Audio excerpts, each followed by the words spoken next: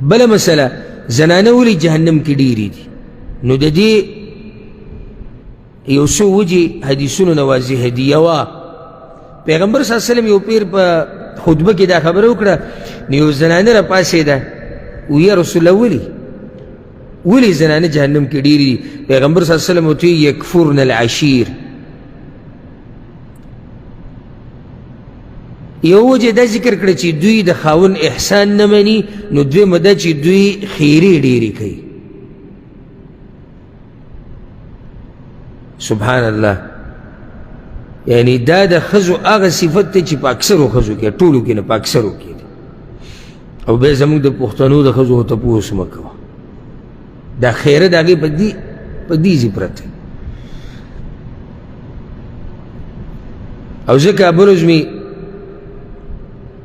د دې سلفو د وخت یو عالم سیرت کتو، نوم یې زما د ذهن نه ووتو دا ټیم، خو هغه دا خبره کوله وي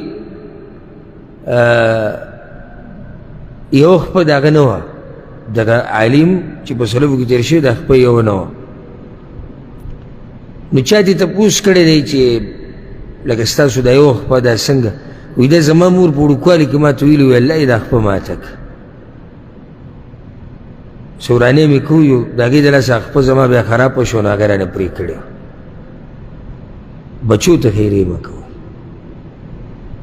او د هغې په ځای د دې عربو دا زنانه دوی کې زما دا صفت ډېر خوښ ته چې سمې غوسه شي که نه سمې وایي الله دې تا ته هدایت وکړي.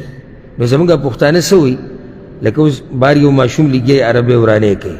زه خو سپینې سپینې خبرې کومه، کله چا خوښې یو ډېره ښه ده او که چا نه خوښه نو هم ډېره ښه ده.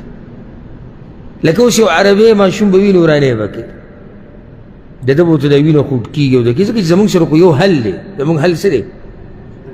اوچتې که دې ځمکې دی رواجوي د پته ولې. پلار یې راغی، پلار یې چې راغی پلار یې هم سم غوسه دی ځکه چې څوک دا نه غواړي چې زما بچی دې ورانې کوي. چې راغی د مټ نه ونیو بویتو الله یهدیک، الله یې تعالی هدایت درکړي. زموږ هغه دا وایي الله یې تعالی هدایت درکړي. ته نه یې پوه هغه دی،